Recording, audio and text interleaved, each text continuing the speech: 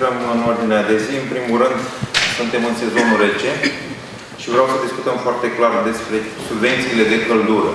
Pentru că până în acest moment avem aproximativ 3.000 de cereri doar, comparativ cu anii precedenți, când numărul acestora în medie era la 7.000-7.500. Deci în continuare așteptăm din partea dumneavoastră foarte multe cereri pentru subvenția de căldură. Pe de altă parte, am vrea să discutăm despre gigacalorimetrele care ar trebui montate în subsolul blocurilor, tot legat de căldură vorbim, pregătirea de iarnă, despre iluminatul public, reabilitarea termică, și aici o să vă povestim mai multe, și alte probleme pe care dumneavoastră le semnalați. Ca și subvenție de căldură. Știți foarte bine, conform ordonanței de urgență a Guvernului numărul 70 pe 2011 și a hotărârii Consiliului Local al municipiului Focșani numărul 287 pe 2011, compensarea procentuală aplicată la contravaloarea energiei termice consumate lunar de consumatorul vulnerabil este diferențiată în funcție de o persoană, de familie, asta pentru energia termică care e dată de ENET. Pentru această energie termică, pentru acest ajutor, această subvenție, cererile se depun direct la ENET, iar pentru cele care sunt la gaze naturale, cererile se depun la noi la registratură. Am creat un punct special de primire a acestor cereri ca să evităm aglomerația, în sensul că noi avem registratura la care se depun documente din afara, de la mai mulți cetățeni de diverse spețe, iar pentru a evita aglomerația, așa cum vă spuneam, am creat un punct de primire a cererilor separat. Domnul director Merkel. Bună ziua! ENET-ul Focșani a intrat în perioada de încălzire, începând cu data de 26 septembrie. Împreună cu Târgu Mureș am fost primii din țară care am început să livrăm căldură în perioada rece, în special noaptea. Avem o poziție solidă vis-a-vis de furnizorul de gaz. Nu se pune problema de întreruperi în această iarnă. Asigurăm parametrii care sunt prevăzuți în contractul cu asociațiile de proprietari și cu unitățile, cu alți abonați în afara populației. Am desfășurat un program susținut de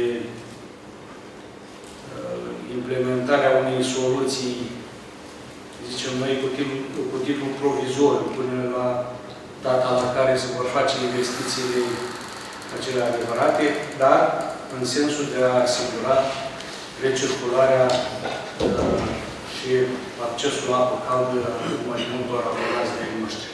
În acest sens, anul trecut s-au făcut recirculări pe 11 puncte termice, acolo unde am avut clienți. Mulțumesc, domnule director. Referitor, revenind puțin la cererile pentru ajutorul de încălzire și nu numai pentru, pentru ajutorul de încălzire, știți foarte bine că sunt o serie de situații care exclud de la acordarea acestui ajutor.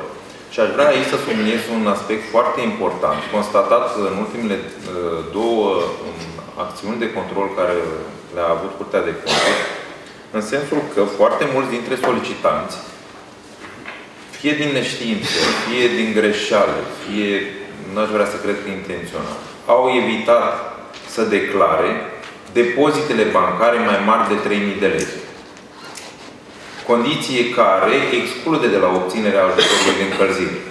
Și am fost nevoiți să refacem anchetele sociale și calculele și să solicităm recuperarea acelor ajutoare sociale acordate persoanelor care au declarat eronat că nu dețin depozite bancare mai mari de 3.000 de lei. Chiar dacă depozitul respectiv, dacă dețin 2 sau 3 depozite care în sumate depășesc 3.000 de lei.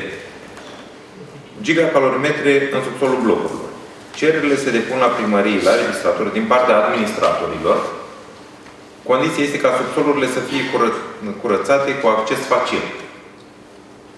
Sunt foarte multe situații în care pe scara blocului sunt câteva familii care au sunt branșați la ENET, au acele, nu gigacalorimetre, acele repartitoare de căldură în casă, iar când le vine factura de la ENET, le vine mult mai mare.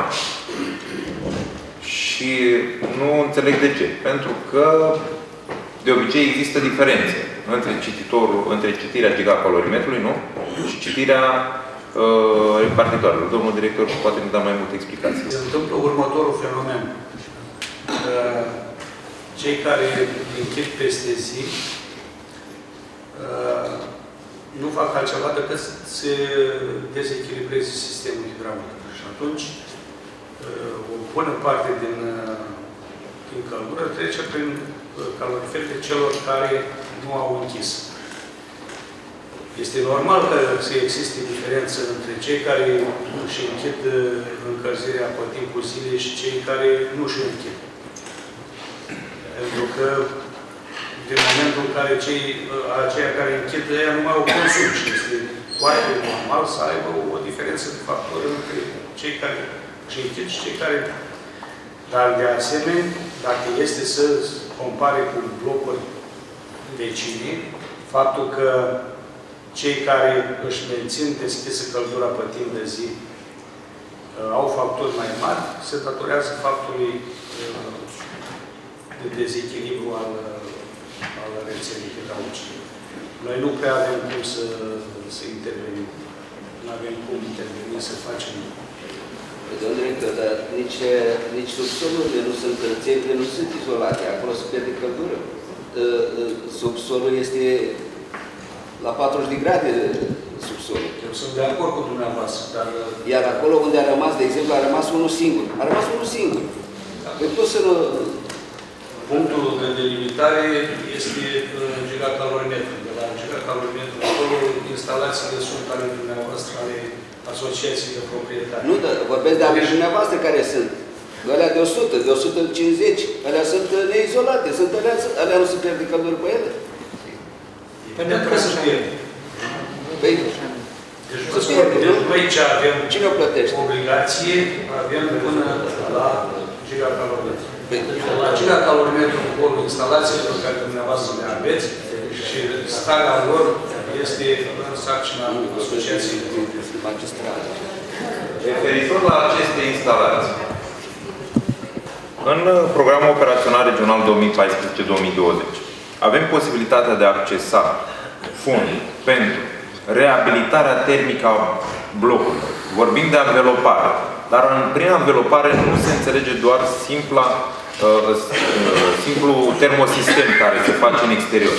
Deci prin anvelopare putem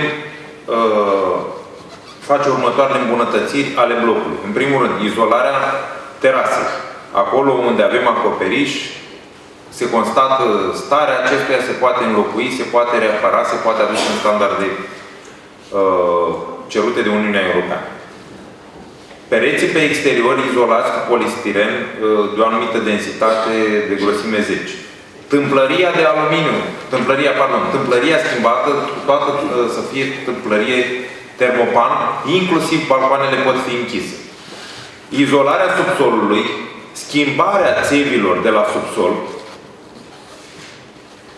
iluminatul pe casa scării. Deci toate aceste lucruri sunt foarte importante. Noi am avut o campanie pentru a strânge măcar 10 cereri din partea asociațiilor de proprietari pe anumite zone. Vă spun că foarte greu am reușit să găsim solicitanți. Și îmi pare rău să o spun, pentru că este un avantaj la care îi dăm cu piciorul. Sunt bani care vin din la Uniunea Europeană și pe care îi putem utiliza. Cei drept, asociația de proprietari trebuie să suporte 25% din investiție. Dar, pe de o parte, acest 25% poate fi redus până la 3,5% în cazul familiilor care au venituri mai mici și pe de altă parte, noi, Consiliul Local, putem suporta acest 25% și să le eșalonăm pe o perioadă de 5 sau 10 ani în funcție de cum ne este aprobată cererea de finanțare. Dar, până în acest moment, câte avem? Avem 11 cereri. 11 cereri avem, pentru că e o documentație destul de simplă. E vorba de o solicitare de înscriere în program local din partea Asociației de Proprietari, o hotărâre a adunării generale a proprietarilor, lista proprietarilor și condiția este ca cel puțin 2/3 din proprietari să fie de acord să intre în acest program, deci nu neapărat toată lumea, și contractul de mandat pe care împuternicește pe administrator să semneze cererea de intrare în acest program. Mulți au venit și ne-au spus, domnule, eu mi-am făcut izolația la apartament sau mi-am schimbat întâmplăria. Ok, se face o evaluare și dacă materialele utilizate coincid și corespund normativelor impuse de Uniunea Europeană, acelea vor fi luate în calcul și se va diminua contribuția pe care dumnealui o va avea de plată. Dar de regulă, din ce am stat de vorbă cu experții și cu constructorii, izolația termică nu este făcută la standardele. Deci aia clar va trebui dată deoparte. Dar dacă cineva și-a pus tâmplărie de termopan, aia nu poate. Aia poate rămâne și se calculează din valoarea totală și nu mai se ia în calcul la cei 25%. Adică se reduce valoarea efectivă de plată pe fiecare familie parte. Luați în calcul faptul că vorbim de închiderea balcoanelor, vorbim de ceea ce spunem acum, schimbarea țevilor la subsol. Putem pune în acest program și gigacalorimetre. Iar acolo unde este cazul, putem chiar să intervenim, să le înlocuim sau să reparăm lifturile care sunt în blocurile respective. Eu nu știu dacă tâmplăria de termopan este mai eficientă decât tâmplăria de lemn. Înțelegeți? Pentru că aia de termopan ține frig. Oricum, când s-a răcit aluminiul ăla, ține frig, nu? Nu știu la care tâmplărie vă referiți dumneavoastră. Eu știu că are o eficiență termică mult mai mare decât o tâmplărie de lemn. Dar există și tâmplărie de lemn cu geam termopan. Aia e altceva. Noi avem niște standarde impuse de Uniunea Europeană, deci în momentul în care intrăm în acest program ne spune cum trebuie să fie izolată terasa, cum trebuie să fie izolați pereții exterior, cum trebuie să fie tâmplăria de termopan, cum trebuie să fie izolat subsolul și așa mai. Deci ni se dau niște standarde în limita cărora noi putem să marșăm. Dar mai mult de atât nu putem face. Nu putem face. De acum 3 ani. Era domnul acesta. Am primit niciun răspuns. Este un program operațional care abia anul acesta a fost deschis. A mai fost. A fost pe o altă perioadă de finanțare. Noi vorbim acum de perioada de finanțare 2014-2020. Din 2014 până acum nu s-a făcut mare lucru pe acest aspect. Ghidul de finanțare a fost aprobat abia anul acesta. Ar fi trebuit să depunem cereri până pe 15 noiembrie, numai că a fost dat foarte târziu, că așa au vrut unii, dar nu vreau acum să intrăm în alte polemici. Au dat unul foarte târziu la ghidul de finanțare și, practic, perioada în care trebuia să strângem cererile, pe urmă să facem proiectarea și să depunem cererea de finanțare, era aproape imposibil să facem o proiectare de bună calitate, să nu ne trezim în momentul în care mergem pe execuție, să ne lovim de tot felul de greșeli de proiectare.